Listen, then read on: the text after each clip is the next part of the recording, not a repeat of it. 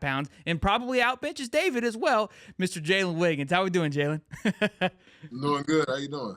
We're doing fantastic, man. We were just talking before the show. We really appreciate you, one, coming on the show, and two, committing to the Florida Gators for 2025. We're really happy to have you, man. Welcome to the family. Yes, sir. Thank you for having me.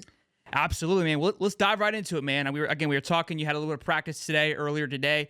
I want to get kind of dive into, just Florida. Why Florida? I know you recently visited this weekend. You got to meet defensive line coach Gerald Chapman. I'm biting at the bits to get some feeling and understanding of who he is, what he's bringing to the table. How did that conversation and how did meeting him go for you? I mean, meeting him went well. I spoke with him the week before on the phone, just kind of chop it up, and I would let him know that I was going to be there.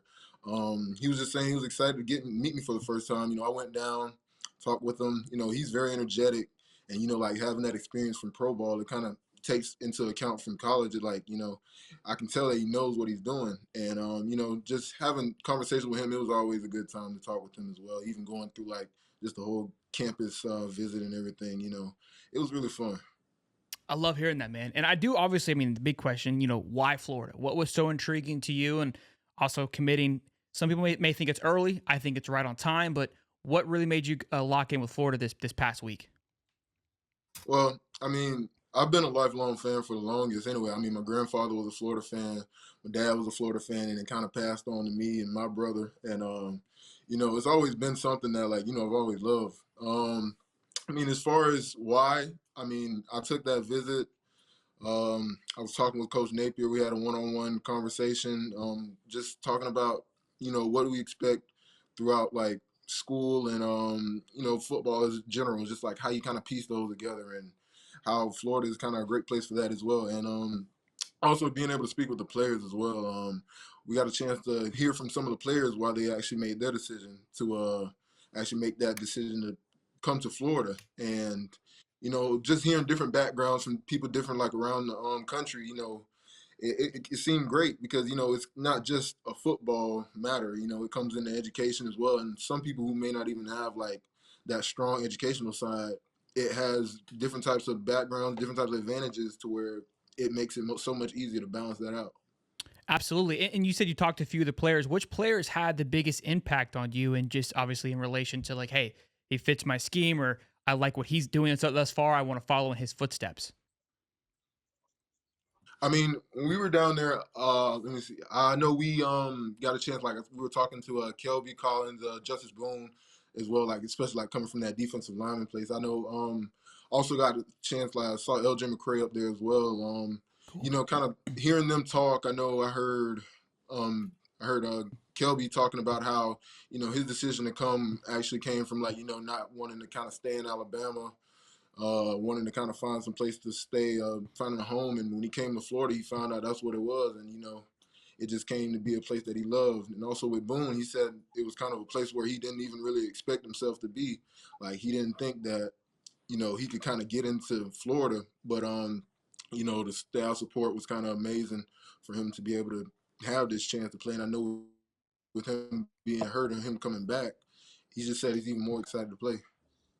I love that. I hear a lot about Kelby Collins always being in recruits here. He's always a big advocate for why Florida. So I just love it. Excited to hear that. And Justice Boone, we're excited to see what he's able to do coming back from injury. What is, I'm sure you've met with Austin Armstrong, and I with other recruits that we spoke with. I think a great job these coaches do is having conversations with recruits and showing how you fit into their scheme. Was that a conversation that you had with Chapman and Coach Armstrong, and what was it that they talked about with you? Yes, sir. Actually, because actually before the visit Friday, Coach Armstrong actually came down to the school to see me, and we talked kind of about that. He saw me kind of like in the F position, being able to actually be versatile with what I do, more than just kind of down, hand down, but more like dropping back into coverage maybe, or even like just coming off the edge outside even a little bit further. I know even talking with Coach Chapman and Coach Peterson, I know they said like that'll be kind of one thing working me in between both of them at the time. Kind of being like that F player or even maybe a J player. Just kind of seeing how I feel out and everything. See how everything kind of goes. But yes, sir. That's hey, I love it. And now I do want to talk too. I mean, your senior season's coming up. I always like to ask, what are some personal goals from you? And when you were talking before the show, you guys went 3-7 last year, but some we're moving to a new year this year. What are some major focuses for you on the field that you're hoping to accomplish? Again, being a top 100 commit. I said it on my show when you committed. I was fired up. I said I see this young man trending in the upward direction, and I'm obviously a big senior season would help with that. Right. I mean, just this senior season, I want to kind of, take more advantage of it. Like I said, even like with the Florida class, I just want to be able to have that chance to lead. I kind of took that into consideration even last year. I just know that this year, I just want to kind of, make sure that we can be able to dominate, even like not even just to the point where it's like we have to, kind of put down our opponents, but just know what we have to do, execute, and then just make this certain plays. I just want to be able to know that we can have a winning season this year, end up making it to the playoffs, and actually making it to state. I feel like we have the chance to do that as well. And you spoke about leadership, and I saw a quote where you look in. I spoke to this earlier, committing early. I mean, it's not early. It feels early because 2025 feels so far away. But to building a healthy and strong class, you've got to put pieces and leaders in place early on. And I mean, just by talking to you thus far, I already get that vibe of like, hey, Miles Graham, DJ Lagway, those are the guys that kind of took the torch last year. Is that your plan for this year? You're taking that torch. Hey, 2025 is my year. Let's go bring this thing to a top 5 class. Yeah, that was actually my mindset going into it as well. You know, I feel like being able to kind of choose early and like go ahead and getting that started off. You can pick and choose who all you would kind of want to be in your class because like usually whenever you commit late or even sign late, it kind of just takes that toll on you to where you're just stuck with whoever you have or whatever you have, and it's not necessarily a bad thing, but you kind of want to like be able to know who's all in that family with you going into that year, and being able to like commit early and going able to see who all comes into that class, being able to actually talk with them, have conversations, get to know them a lot better. It kind of that's the one thing that pushes you into a better chemistry for this next season. So look, I got tell me if I'm wrong here, but this was something that I preached last year because Napier and staff they pushed this last year. They had a lot of guys commit early. A lot of them were going to barbecues and to the games. And I was like, look, this is huge in my opinion for recruiting because you're building that family atmosphere. Something that is you can get that in the off season. It's almost like a cheat code because you're not coming in December just meeting the guys for the very first time. Is that something that they kind of spoke to you about? It's like, hey, here's what we're trying to build, or is that just you also wanting that at the same time? Because it's you're spot on to what they're doing. I love it. Yeah, it's kind of both at the same time because I mean, with any team, usually you have a new staff coming in. It usually takes about a good like 3-4 years to kind of get it rolling, really. And just kind of being able to start that early and get into like that early recruiting process. That's what actually builds trust. When it comes to like the transfer portal now, you have so many people leaving, going in and out. It's like that usually doesn't show. I mean, it's not like it doesn't show commitment. It usually comes up to certain circumstances, but you didn't see this a couple of years ago, like maybe 4 or 5 years ago, and now that we have the availability of it, for you to be able to start early, build that relationship, and know like, yeah, we're locked in, we're built into this program, not just for whether it be money or advantages or anything. Just being able to kind of like grow that relationship early is really what Florida's doing. I see Allie has a question. I could just see it ready to bust. Go ahead, Allie. I know you got to go in for You this know, one. I love what you're saying, and I am a third generation Gator as well, and so I feel like you've committed to the school, you've committed to the program, and that's kind of rare for where we are in college football right now.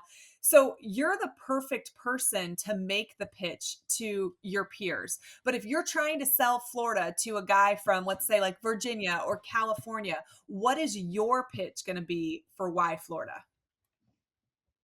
Well, when I think of Florida, whenever anybody thinks of Florida, actually, you always think about it as the number one school, public school, just in general. It's everything school, like they always say. It doesn't just take football. It just you can be able to do anything there. Whether it be if you want to go into medicine or dentistry or engineering, whatever it is, you can take both the football and the education wise, you can both take that into account. You can always do something great with that. I know there are many places you can also do that, but being here, it also kind of adds for like entertainment as well. Florida has shoot, maybe like an hour, 2 hours maybe away from like some of the three biggest cities in Florida, and that kind of sets you up in like kind of one of the perfect places to be if you want to just take vacations or do whatever. And that's just one thing that you got to think about when it comes to Florida. Y'all, I'm making my commitment now. He sold me. Um, okay, let's talk a little bit more about your upcoming high school season. And, you touched on it a little bit, but is there anything this staff has told you that they want you to work on this upcoming season to make the transition easier for when you get to college? There's a big jump from high school to college, no matter what classification you're playing high school ball at. Right. I mean, it wasn't even them telling me; it was kind of me telling them because I know like personally myself what I want to work on. Last year I kind of took into account working more hand wise, working more hand technique and explosion off the ball, and that's kind of one thing I took from the off season and also I implemented into my game. This year I kind of want to go more into I want to work more with my hands definitely, but also want to work on my balance. I've been working a lot of hip mobility, trying to get my hips as loose as possible. Working with that as well. And that's really my main thing, kind of getting my body in like I guess I would say a college state. You can do all the technique and everything, but when it comes to like actually training your body, that's what you do when you get to college. And I want to be able to make sure I'm ready for when that time comes. Dave, what you got? Sounds like he's ready already to come play. I know. I'm like, listen, I'm ready to buy the jersey. I'm ready for him to suit up. Yeah. I want an entire class of Jalen's. Yeah, yeah, like just a whole class of Jalen's would be perfect.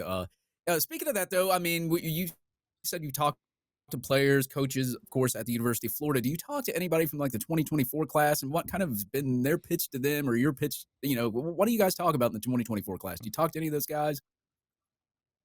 I haven't actually got much of a chance to talk to them much. I know I saw a couple of them when I went on the visit, but I just want to kind of start like now since I know that most of them are in like early enrolling. I want to kind of talk to them more, see how like their season going because I know that could probably be like that'll be like the situation that I go into. So kind of seeing how they first started going into early enrollment, seeing how it's working out because it seems like they're doing a perfect job. Like they're doing great. They actually seem like they're having fun and enjoying themselves. And I just want to know what that's kind of feeling like. Yeah, yeah. The coaching has changed a little bit since 2023. You're probably better off in 2024 talking to those guys.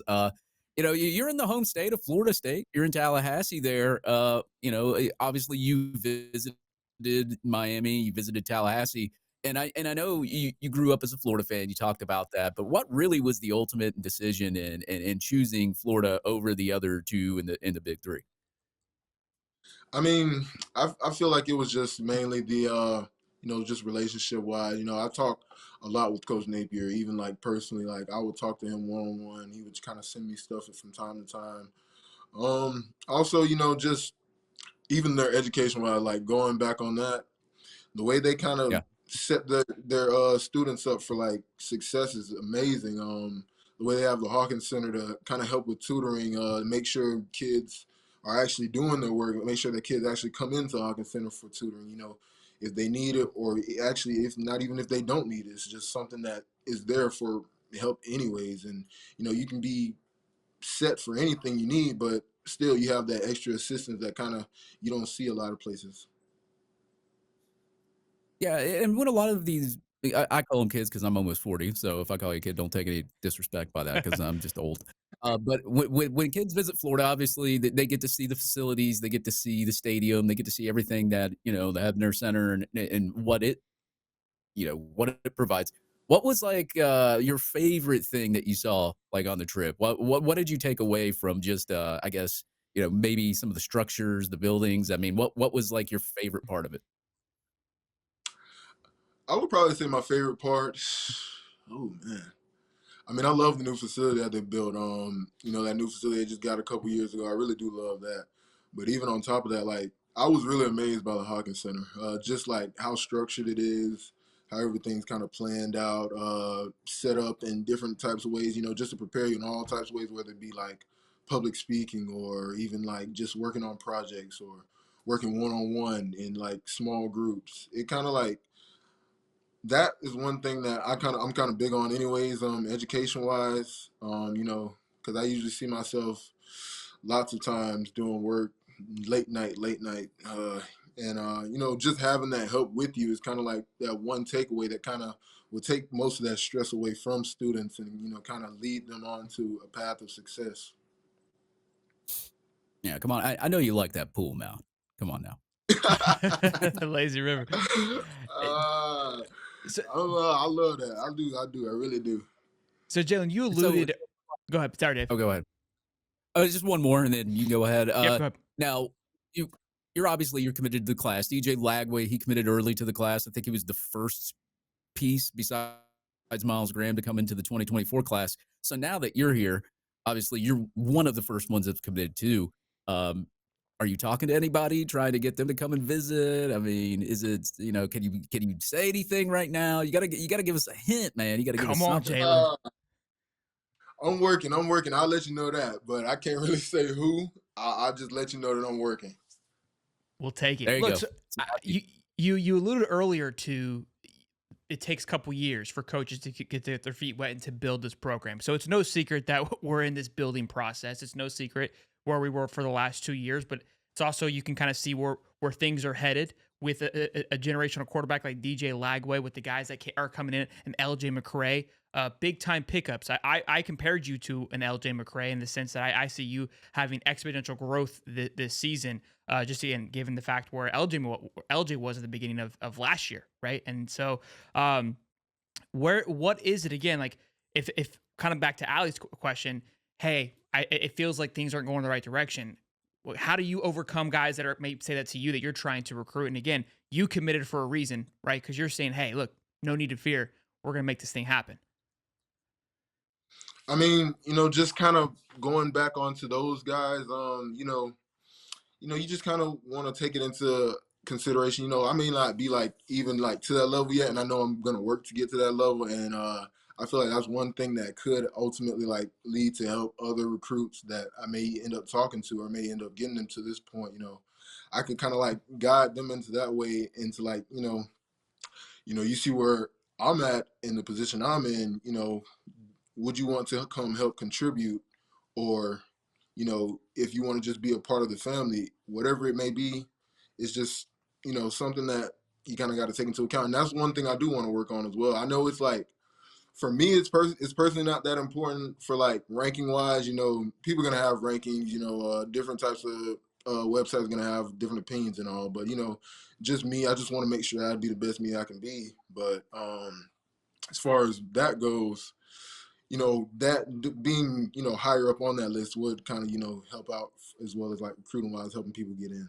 For sure. Absolutely. Look, man, I want to have people, have a chance to follow you. So love for you to tell them where they can find you at, but also quick rapid round, just some fun questions here. Who's going to win the Super Bowl out of who's left? Ooh, I'll say 49ers. Okay. Okay. Is that your heart telling you, or is that your like, that's my pick, but my heart says this? I'll just say that's just my pick, but I feel like in my heart I would maybe say, ooh, I don't know. Like, is that who you That's want, the 49ers, or do you like, or that's who you think is going to win? You know what I mean? I just feel like that's who's going to win. I just think that's who's going to win. I know my team's out anyway, so I'm kind of. Who's your team? I love the Steelers, man. Oh, really tough yeah. loss. Hey, I think Tomlin's good to stay though. I know there's some rumors about him Yeah, leaving. yeah, definitely, Think you're good with your head coach. Yeah.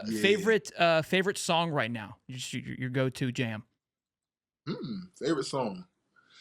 I love Rod Wave. I guess I would probably say, No Deal by Rod Wave. No Deal. Favorite meal. Like, come home, mom was like, hey, I had a bad day, mama. That's what I need right now to make me feel better. What is it? I would probably say sesame chicken. I love Chinese food. I really do. Okay. And then guilty pleasure. What's your guilty snack? When you're not a meal, but like a snack. Ooh. That's a good question. I think it's probably brownies. My dad makes mean brownies. I love when he makes them. I really do.